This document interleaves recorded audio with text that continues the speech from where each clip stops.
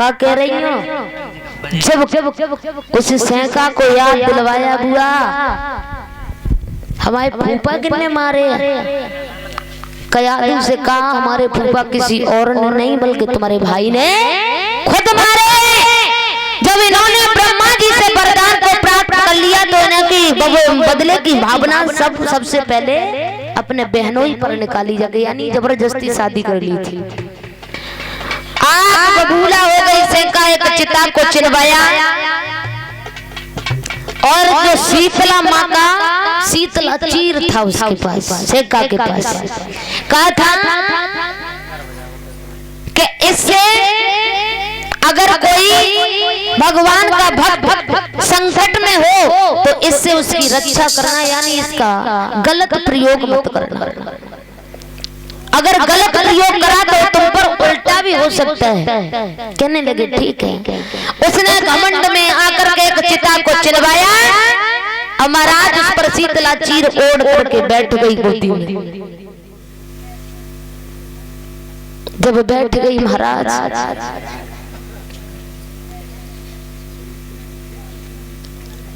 तो महाराज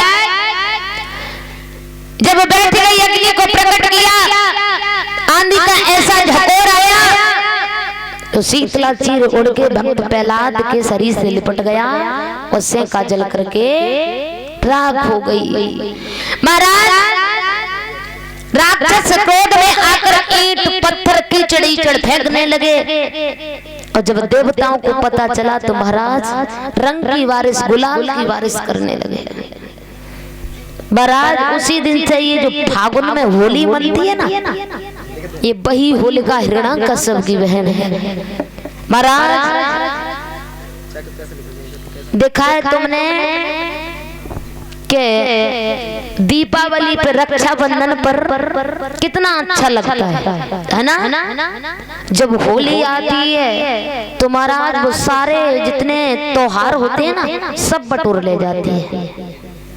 अंत में होती है होली, ये बहुत दुष्ट होती है, यानी किसी का भी अगर देहांत हो जाए उसकी भी होली होती है। ये बड़ी दुष्ट होती है, यानी सबको बटोर ले जाती है।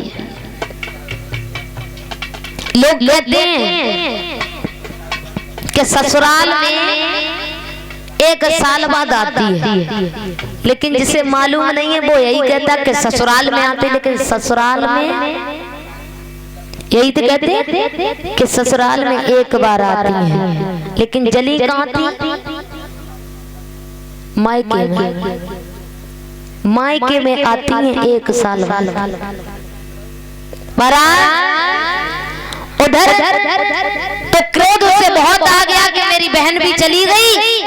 महाराज उसने तलवार को निकाला, कहने लगे अब तुझे देखेंगे कि तेरा भगवान कहाँ है। एक खम्भा को गर्म करवा